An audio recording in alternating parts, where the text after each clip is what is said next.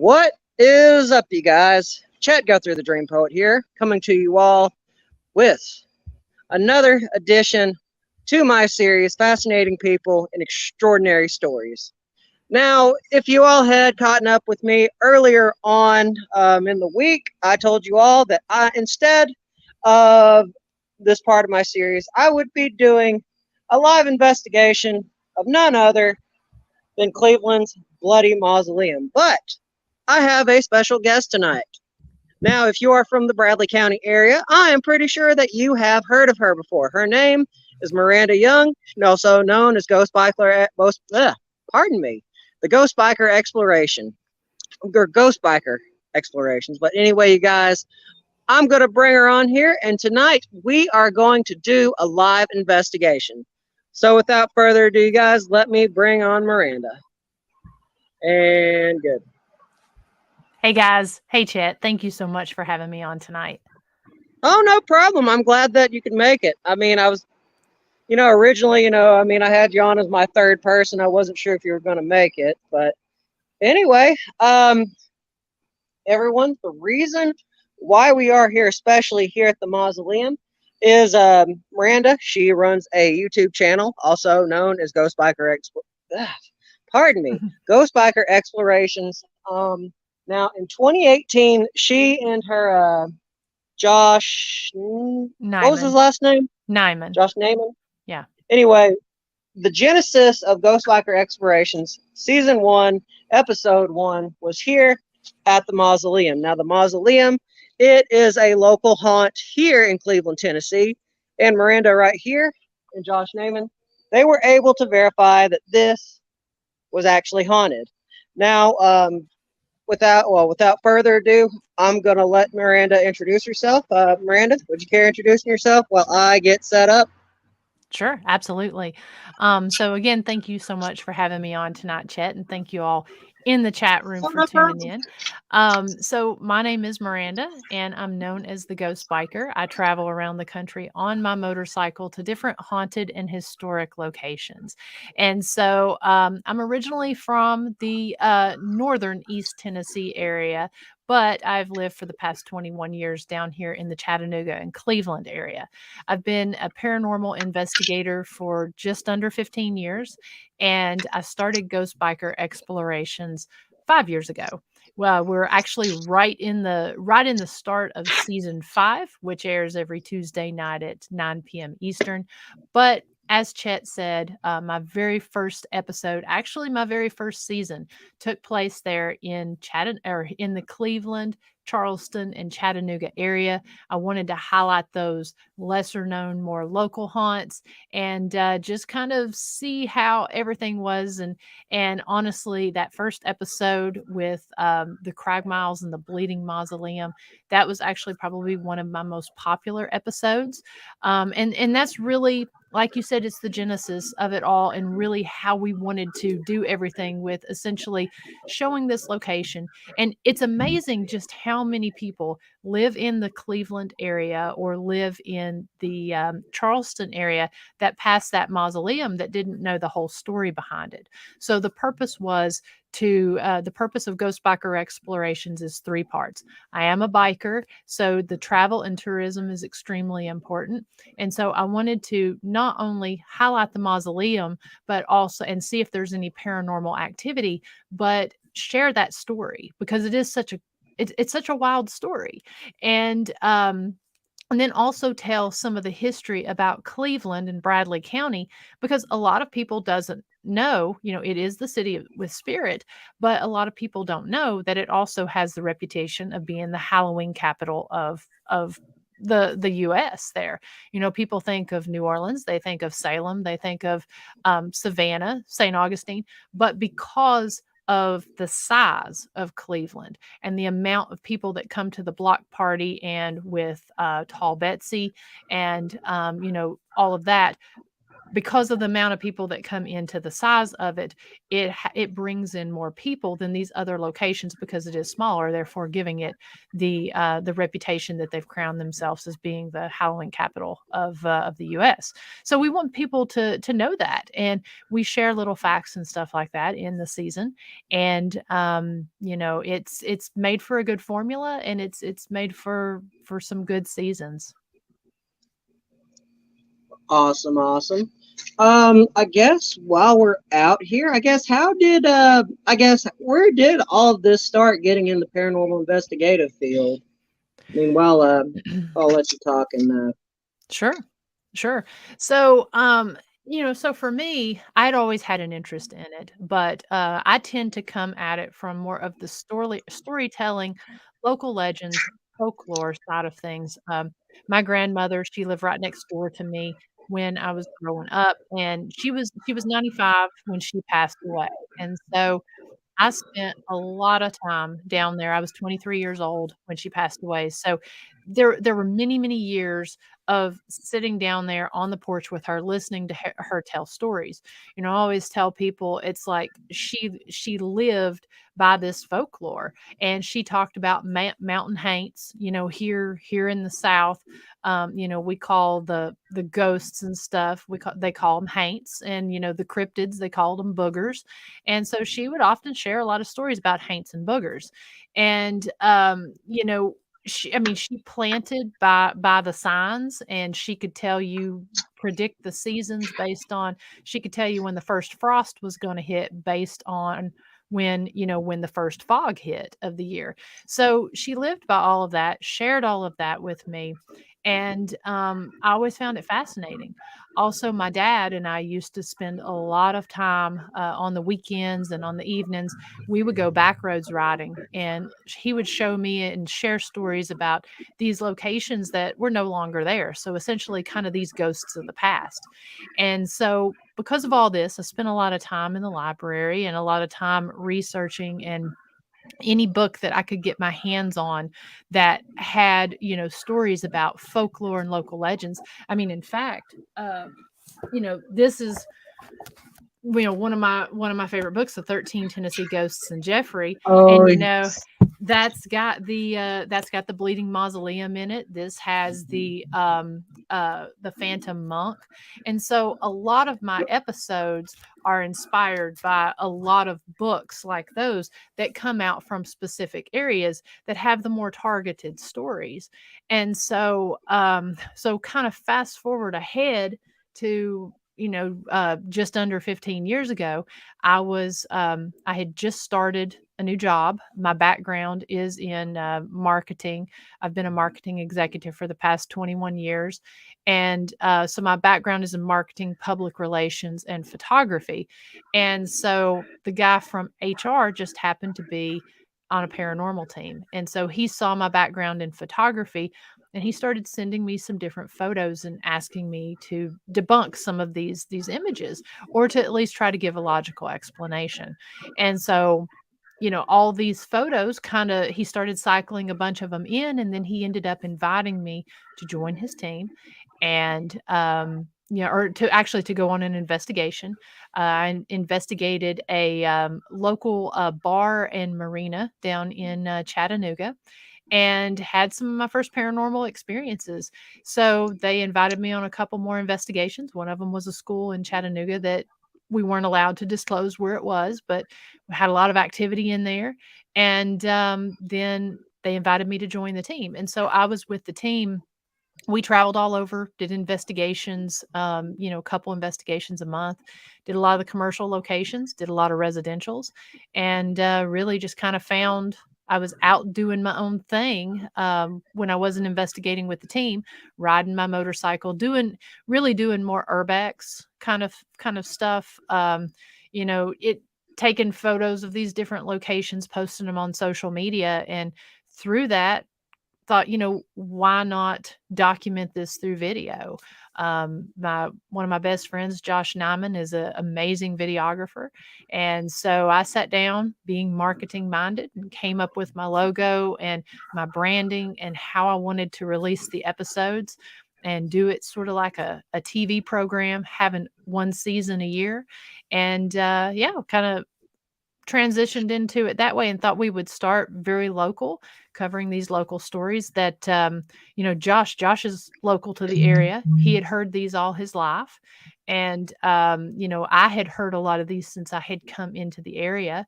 And so yeah, it really just kind of went from there. And like I said, here we are rolling into in the middle of season 5. Yep. Do you want to talk a little bit about season 5 since we're on it? Sure. So season 5, each of those episodes released every Tuesday night at 9 p.m. Eastern. We just released the very first episode of season 5, which took place at the Fentress County Jail, also known as Ye Old Jail. Their Chamber of Commerce is located in there.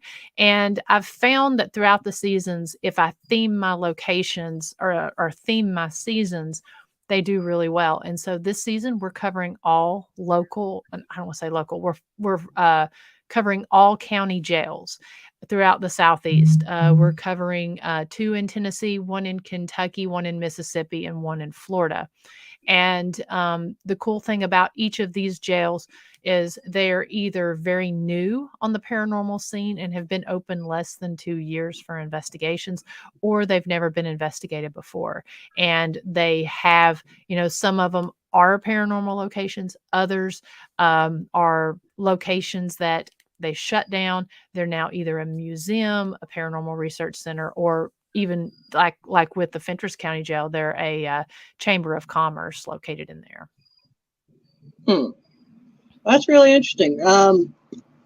Would any of those happen to be Brushy Mountain State Pen, or is that one on your list by chance? No, I actually covered Brushy Mountain Prison in season 2, episode 1. It was my premiere episode. And so just kind of a little background. So county jails are very different than prisons and penitentiaries. And so a lot of people don't really realize, Brushy Mountain is a large prison and penitentiary. So a lot of our inmates that we get at these county jails, those are inmates who have either they've either been or they're in there for a local or city county crime. Or they're in there, if they're a violent offender, they're in there waiting for their court date, and they'll then be sent on to Brushy Mountain. They'll be sent to Nashville. Well, when it was in operation, Nashville State Prison. So they're sent on to serve longer sentences. Those that are in Brushy Mountain and some of those locations, they're in there because they have committed state or federal crimes. So what I wanted to show with the county jail is a lot of the time they get a lot of repeat offenders. The typical sentence for a county jail is anywhere from, they might be in there for a few hours because they're intoxicated and being in the drunk tank. So the typical sentence for a county jail is anywhere from like 2 months to 24 months. But people, yeah, a lot of people don't realize that. But they, we did cover Brushy Mountain, and that was actually one of my favorite places to investigate because it's only 40 minutes from where I grew up. They took our high school class there when it was in operation to see it while it was in operation. And I've investigated that location on 6 different occasions, had some incredible activity. And on the third investigation there, I actually ended up investigating it alone and sleeping in the hole, which is their solitary confinement area. And that's where I actually got some of my best EVPs and some of my best Class A activity that I've ever captured during that time that I slept there. So I definitely recommend going back, watching some of the past seasons. You can watch those for free on Facebook, YouTube. They also have them on My Mix TV, which is local here in Cleveland. And you can see all those past episodes on there. All right. I mean, since you mentioned that, everyone, I will put this in the comments box, the description box later on tonight. If you all are interested to watch some of Miranda's older episodes, since we are here to do a little bit of investigating, I figured maybe you could tell people a little bit about some of the stuff that, well, at least, I mean, I know you hands down know what it is, you know what they are. but I figured, I'd let you take or I'll let you tell everyone what they are. Sure, sure. So as Chet said, I did investigate this location back in 2018, and my episode covers a couple investigations that I did there. I went there on a couple nights. And so, one of the tools that I found to be one of the most active was the Dowson Rods. And of course, that's what, Chet has in his hand there. A lot of the old timers know them as witching rods. They're used to find water. My family used them to find water on the farm and such. But that's what they're typically used for. And I've found that's one of my favorite tools to use because they don't have battery. And if you want to kind of show there with the camera, they've got their metal or copper rods, and then they've got those metal sheaths that are right there. Um, Essentially, yeah. So they free spin inside of those sheaths, so you can't control them. I know a lot of people will say, "Oh, you're flicking your hand or whatever," but you can't control it whenever you're Yep. in that position because they'll stop on command, and they are free spinning. But I like those because you don't have to deal with battery drain, and also because you can use them for yes and no questions. You can use them for directional questions, and you can also use them to essentially point things out. They are something that's very familiar with the spirit, or the spirits are very familiar with. And we did use those a lot during that episode and got some pretty interesting results with those rods. Hmm. Well, since you mentioned it, that's actually what made me think about this. The spot was the dowsing Mm-hmm. rods because Mm-hmm. when you came here, you got actually a lot of really good feedback with these. Mm-hmm. So I Got a lot. guess, huh? Oh, I was just gonna say I got a lot with the rods. I'm trying to remember. I think I used the SB7 Spirit Box there. Um, and then and there's a question there from Benjamin. Can you use a fruit tree branch? You absolutely can. Some people will use a willow branch. That seems to work really well. But yes, you just held up the spirit box. I believe I did use the spirit box there. I actually got some pretty wild, just disembodied voices coming from inside the mausoleum. They were really intelligent responses. I do believe that some of that was potentially from Mr. Crag Miles. But I also found out after the fact, I was not aware, of this whenever I was doing the investigation. But so over there, if you're not familiar with the mausoleum, it sits there in the fenced yard there at St. Luke's Episcopal Church, and so off to the side there, there's actually a crematorium. I'm not sure what the correct words are, but when people are cremated, their remains are buried in the little garden right there. So yes, It's going off right now. nice. Yeah, I think I got some responses on the K2 as well. Um, so it's interesting that it went off when we started talking about the other people who are buried there. So rather than just the 5 people who are in the mausoleum, which is the Cragmiles family, there are folks who are their ashes are buried over to Chet's right over there at the in the little cremation garden. I'll tell you, like I said, I mean, as soon as you started talking about that, I guess we'll ask the question. Are y'all doing all right? If y'all are doing okay, would you care flipping it into the red for me? I think. Wait, did we get a red? I think. It looks like it. Yeah, you got a red.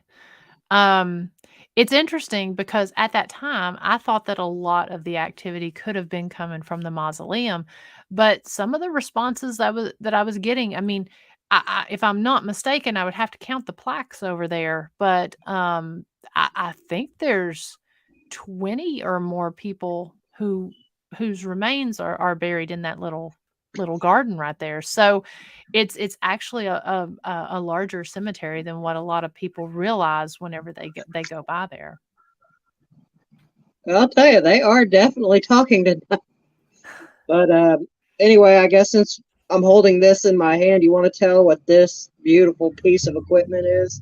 Yeah, so that's one of the basic paranormal investigator pieces of equipment.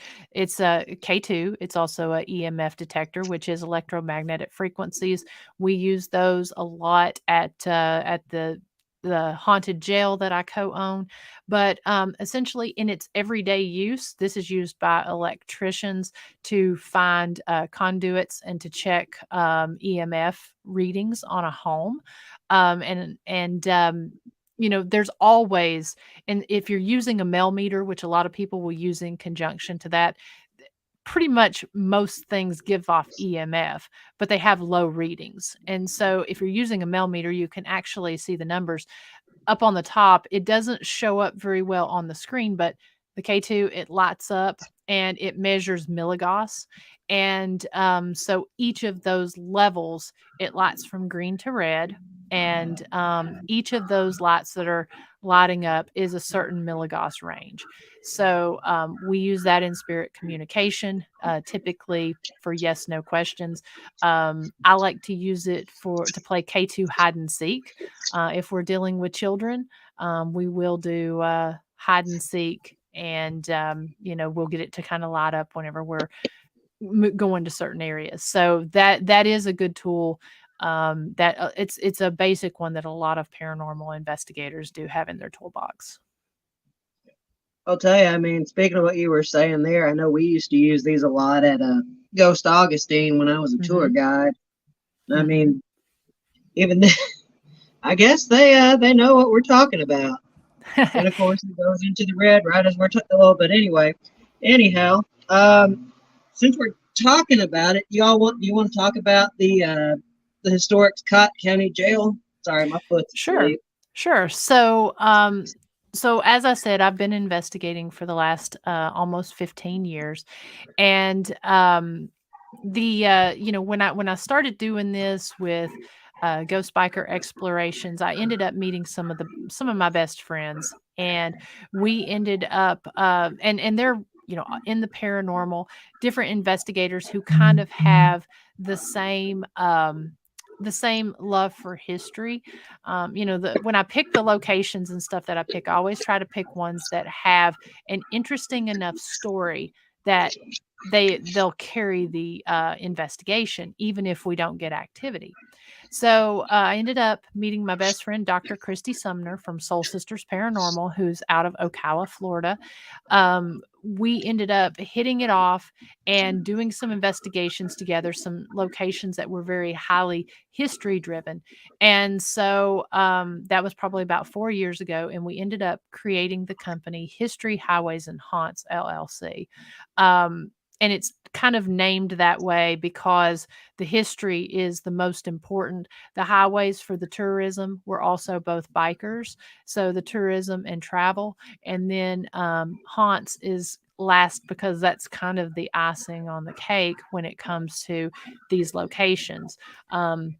It's the third most important. But we ended up forming that company, and our primary goal is to go in, help these locations that are kind of just sitting there abandoned, help them find a new purpose, work with these towns and cities to create a new life for these locations. And so, where I'm from, up in Scott County, the old jail that was there, it's shaped like a little castle. It was in operation from 1904 until 2008. In 2008, they moved the inmates out to another location until they built a new jail. It was deemed by the fire marshal unfit for humans to be put in there.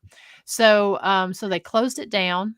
And it sat vacant until 2017. The town of Huntsville ended up taking it from Scott County.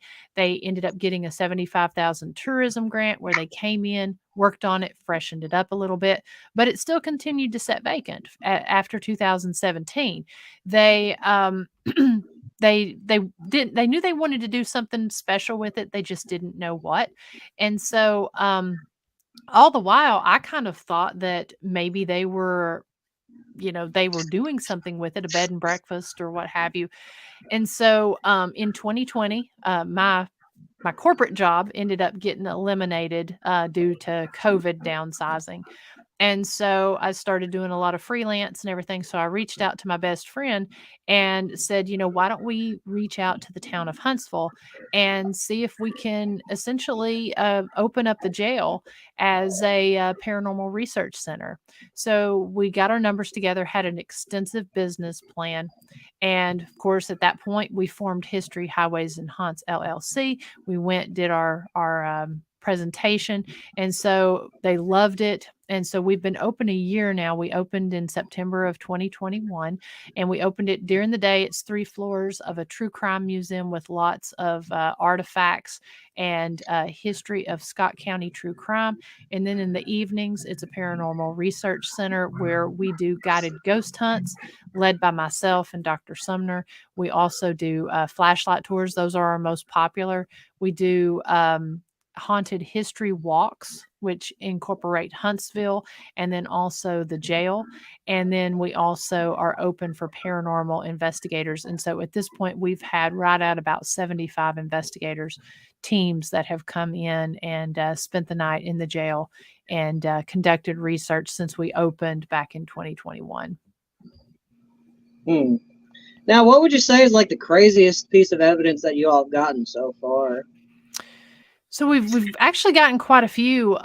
Disembodied voices are something that there is a lot of that there. Also shadow figures, several different teams. One in particular, we were doing a guided ghost hunt, and most of the time the people who do the guided ghost hunts are novice investigators, and they don't have a team. They're just interested in it, wanting to get a taste of it. And so we had a group of 6 in there. And of course, we tell them, when you're going to take pictures, always take 3 at one time. And, if something's going on where you're getting activity, take those, snap those pictures. And so we were getting activity in the drunk tank. One of the ladies snapped 3 pictures in a row, and she ended up getting a 7-foot tall shadow figure there. Sheriff. Yes, it's an incredible picture. Sheriff Richard Ellis, he's one of the folks who does haunt the location. He was shot in the back of the head as he was bringing in a moonshiner right at the door of the jail, and he was a Baptist preacher. He was also 6'8", and so he ran under the stance that he was going to abolish moonshine and make Scott County as dry as the Sahara. And so we do believe that we've gotten several indications ourselves that we do believe that one of the spirits that hangs out there is Sheriff Ellis. We think that he, because of the way he was killed, it's still one of Scott County's unsolved murders. Nobody knows who did it because the guy ran off into the night. And they do know it was related to moonshine. They just don't know who it was. But also we feel as though, that he loved his job so much that he kind of keeps an eye on us with what we're doing and making sure that we're keeping the jail in good shape and everything, and keeping his story alive. So he is one, and it's just interesting that this figure, and we got a couple really cool words on our obelisk whenever she caught this picture. We did get the word preacher, and Amazing Grace is something that is also a really big trigger item there, so so we've gotten that there. Also, one of the teams out of Nashville, they actually caught on video somebody ripping a picture off the wall, and they threw it 4.5 feet. And the video is really incredible because when they're in the room, something people hear on the second floor is they hear a female say help. And they were on the second floor in the second floor kitchen. They hear someone say help, and their EDI plus box as well as their REM pod starts alarming. Once it starts alarming, they pick up their camera, they go to the door, open the door, shine their camera out into the hall. And as soon as they're in the hall, you see a light anomaly come down. You see a shadow rush on the other side, and the picture comes off the wall, flips in midair, and lands standing up on the ground. And when we slowed that footage down, it was incredible because they came and got me because I was on site that night. we slowed the footage down and you see an arm come out when that picture comes off the wall and you see it hoisted up into the air.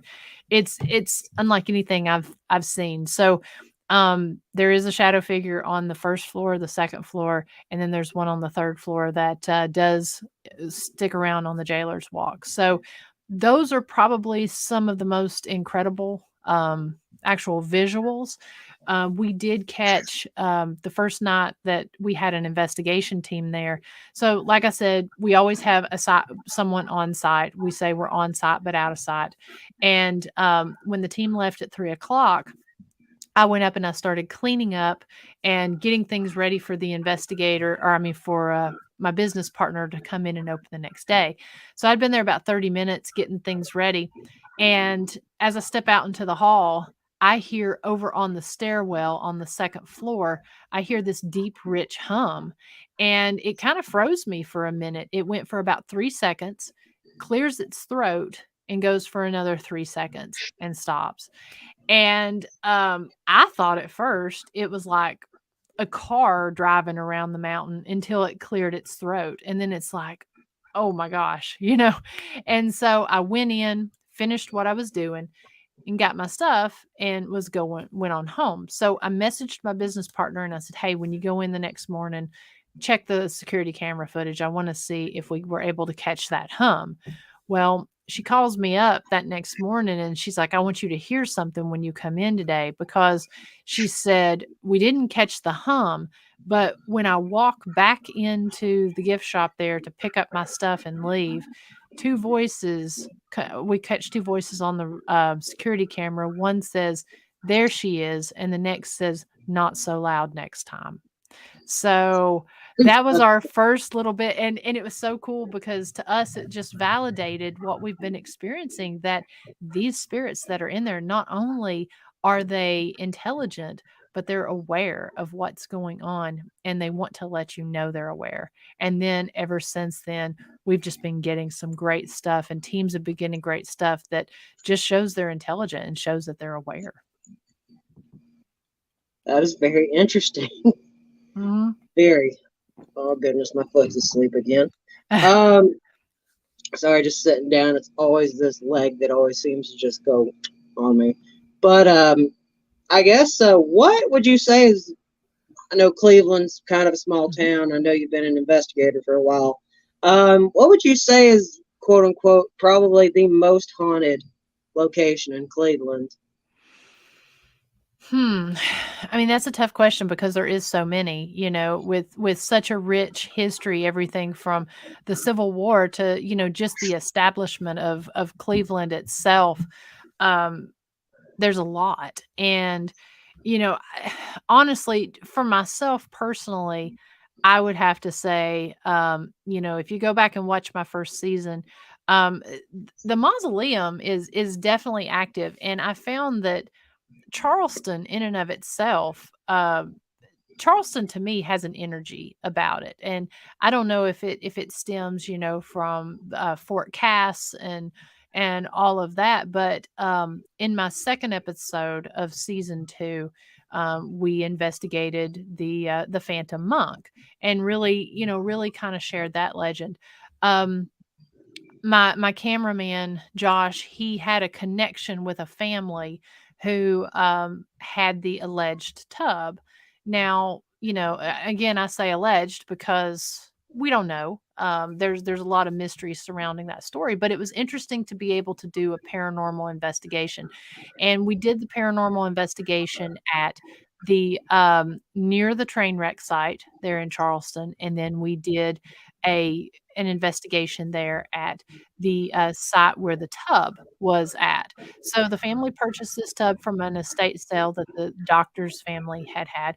The dating of the tub, it was an old clawfoot tub. It did match the 1868 date of when the train wreck and everything had occurred. So the time frame did match up.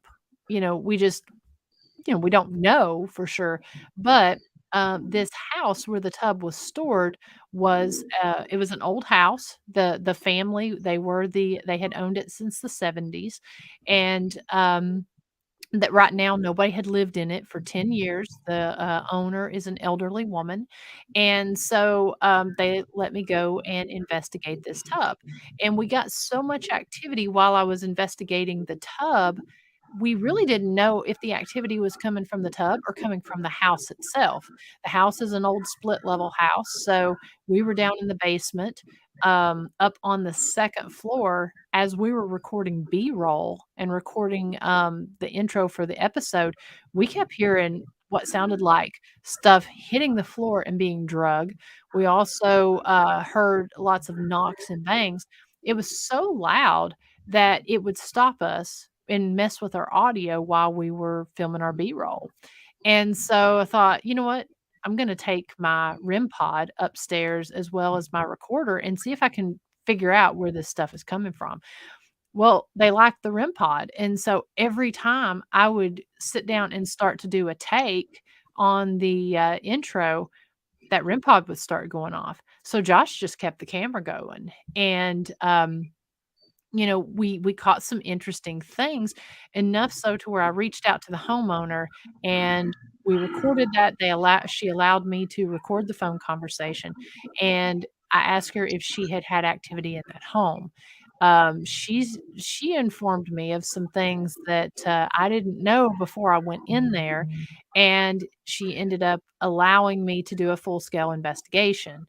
Um, all I had was stuff to really investigate this haunted object, and investigating a haunted item is a lot different than investigating a full scale home.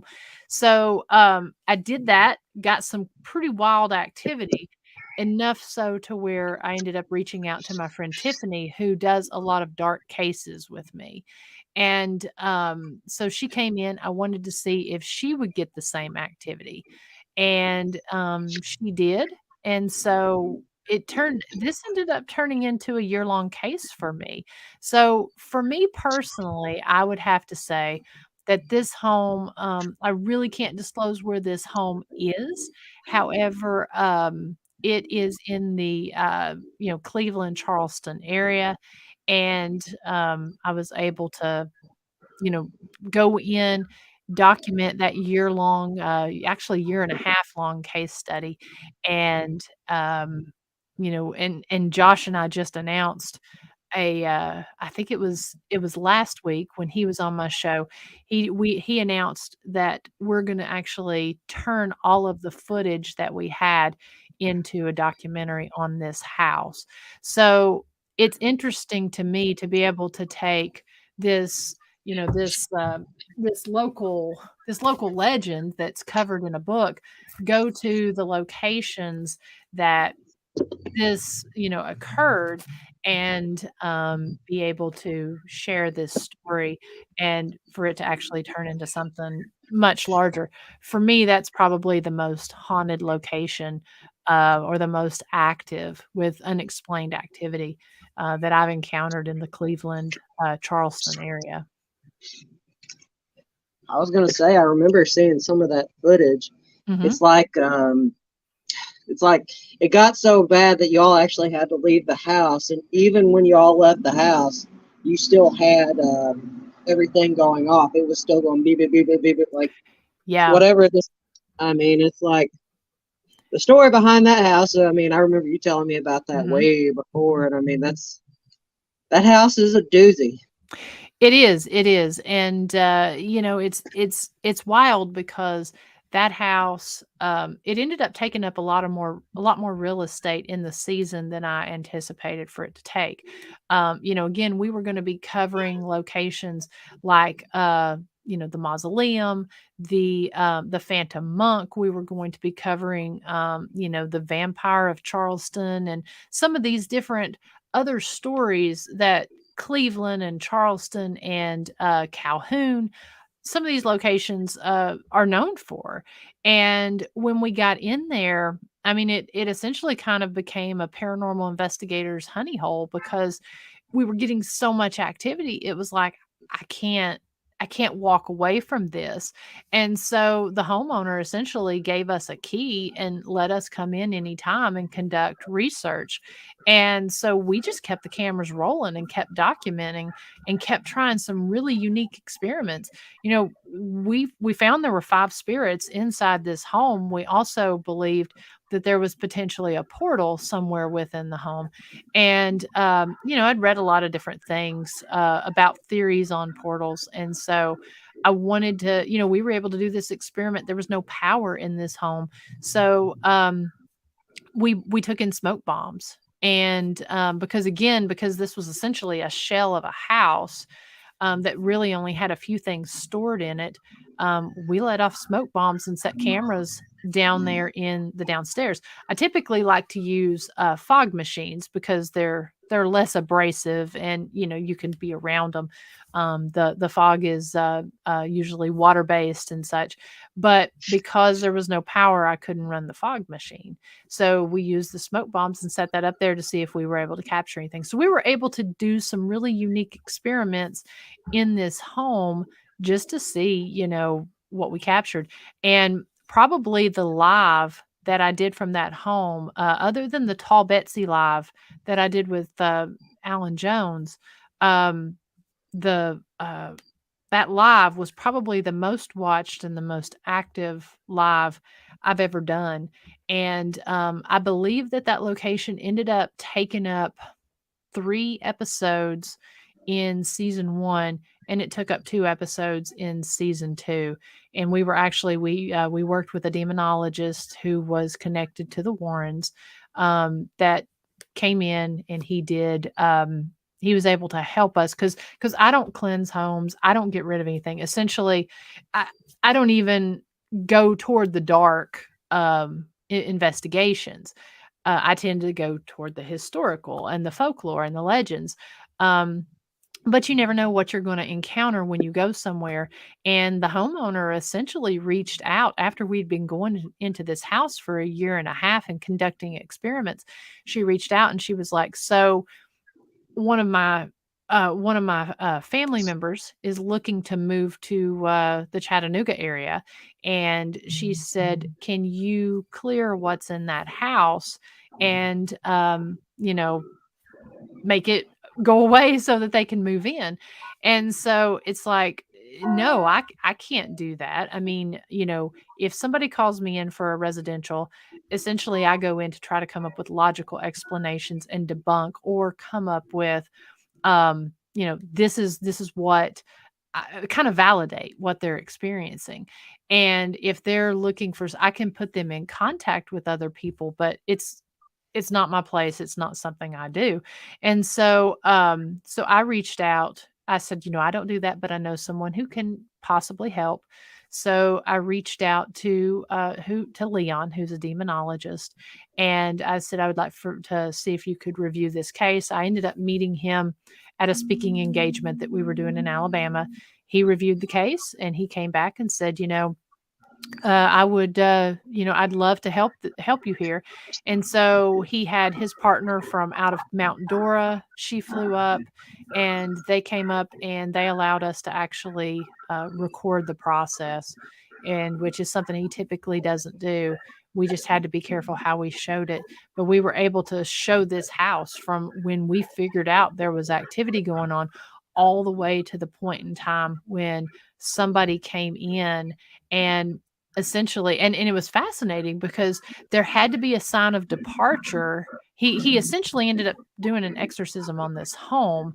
It's a home liberation is what it's called. And so there had to be a sign of departure with each of these 5 spirits that were in that location. And if you'd have told me, I wouldn't have believed it if I hadn't have been there to experience it myself. But there was a sign of departure with every one of these that left. And it was a 10-hour process. And you see throughout the video just how exhausted you can see it wearing on us. And to this day, I keep in contact with that homeowner because once you take on a residential case, you become their lifeline. And it's not fair to go in, find this activity, and then just leave these folks hanging. So so we keep in contact with them, and they they don't do anything to try to bring stuff back in. And as an investigator, I don't go in and investigate because I'm not going to do anything to pull anything back in. But we are looking to turn this into a documentary and show a lot of the footage. There's new revelations. We've talked to some people who used to rent this house when it was a rental property, and it's just created a great opportunity, unique opportunity to share the story even further with things we found out about it. Hmm. 1 second, I just wanted to step. Sorry, my foot's getting on my nerves.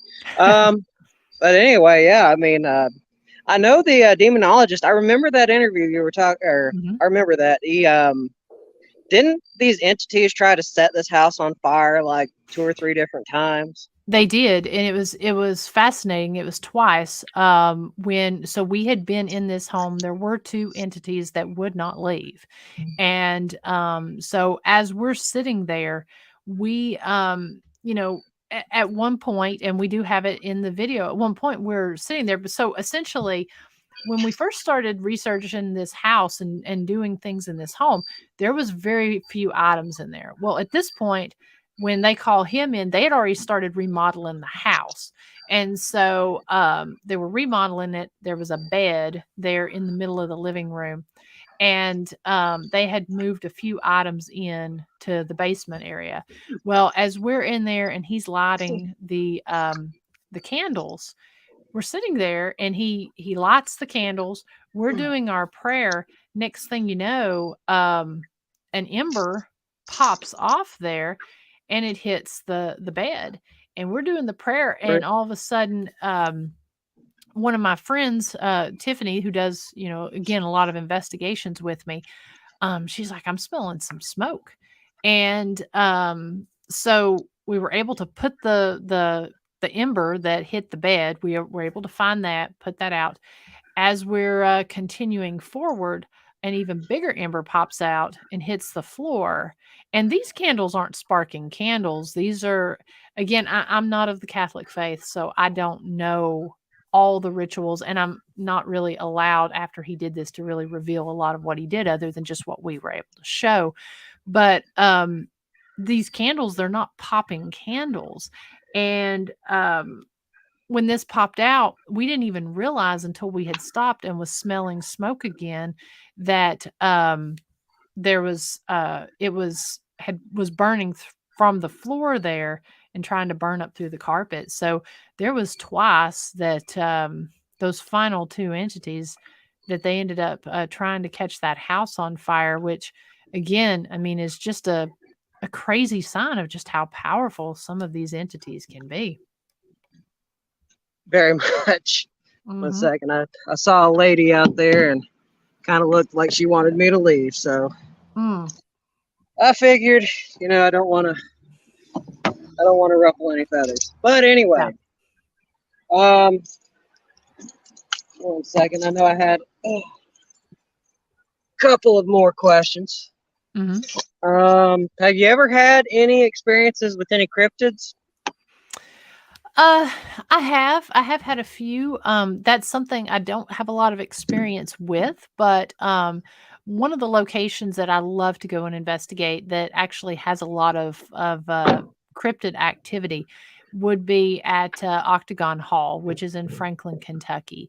And that house kind of has the trifecta of activity.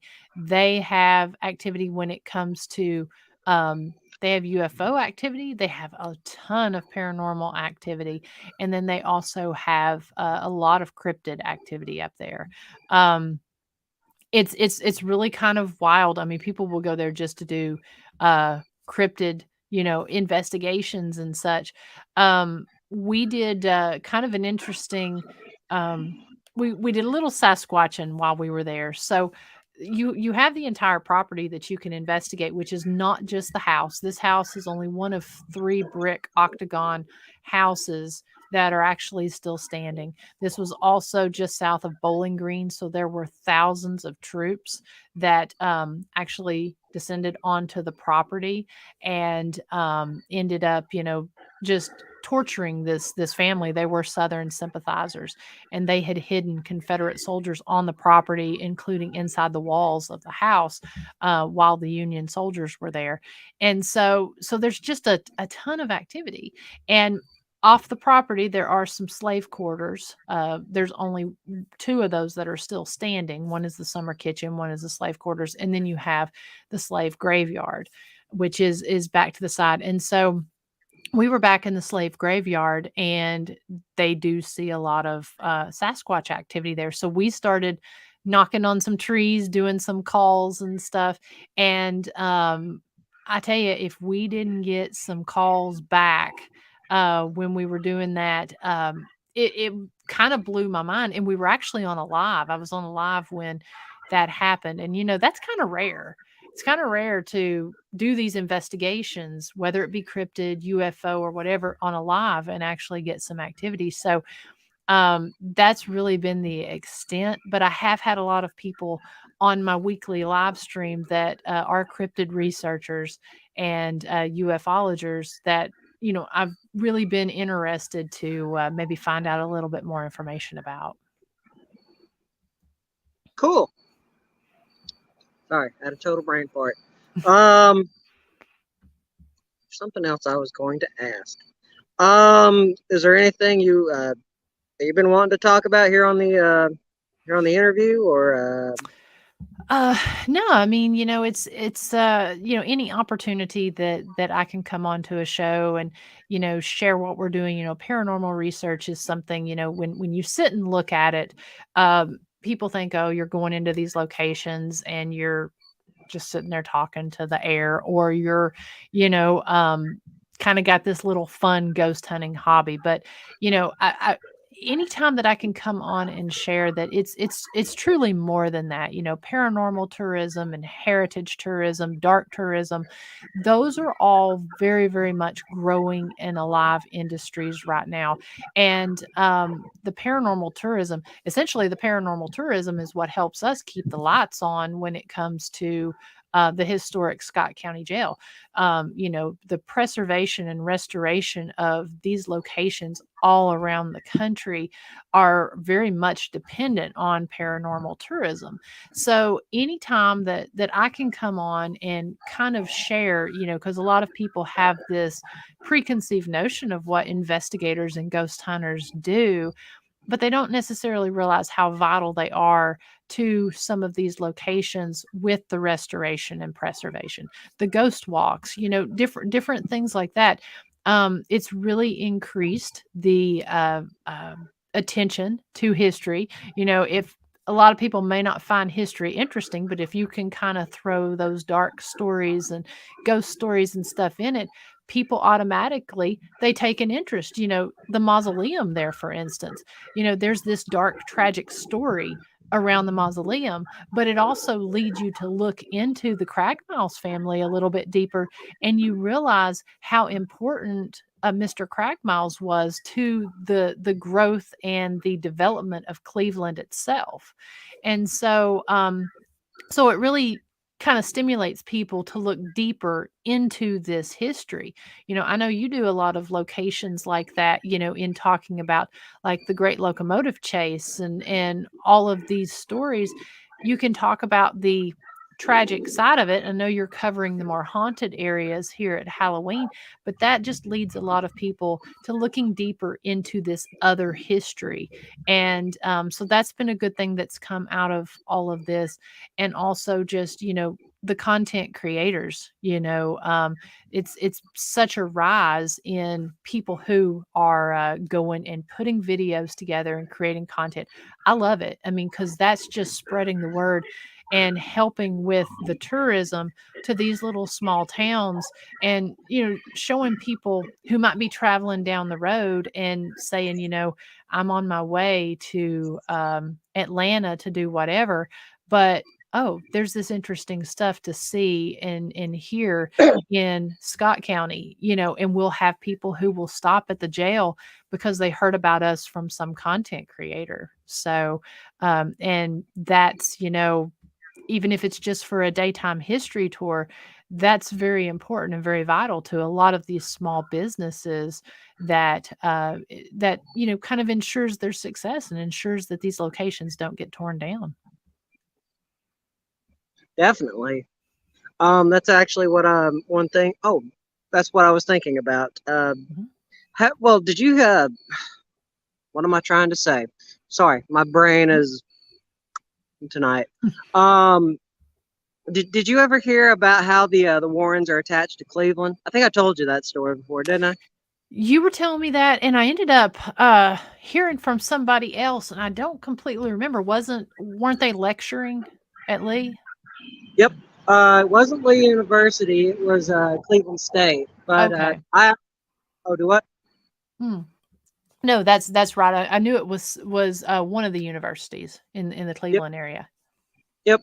Her name is Melissa Heiberger. She was actually from the Paranormal Investigative Group from the greater Chattanooga and Bradley County area. Mhm. Very interesting woman. I had a phone call with her the other day, and I thought the story behind all of that was just a simple, walked up onto the stage after the lecture was over, shook hands, what have you. But she took me on a quite a story. What had happened is after the lecture was over, they all well, Ed and Lorraine Warren, they were out in the parking lot out at Cleveland State Community College. They were packing up all their things, getting ready to go to Louisiana. I think that's where they were headed. But when they were doing this, Melissa's mother, her and her other sisters, they walked up to her, to Lorraine. Lorraine just started talking, and really, Melissa's mother just wanted some answers behind what was going on with their house. Okay. And I could get into some of the things that they were experiencing. There was a lot off of getting the houses off of Vista Drive here in Cleveland. I won't say the address because I don't, Mhm. for obvious reasons. Yeah. But just to go and show how powerful Lorraine's gift of clairvoyance was, Melissa's mother was desperate. She wanted to know what the heck was going on in this house. And Lorraine said, "Well, where's your house at?" Well, Melissa's mother points and says, our house is across the hill just over here. And or Lorraine's exact words were, "Oh, honey, I don't have to investigate that house. I sense the negativity from here. The Wow. land is like very negative."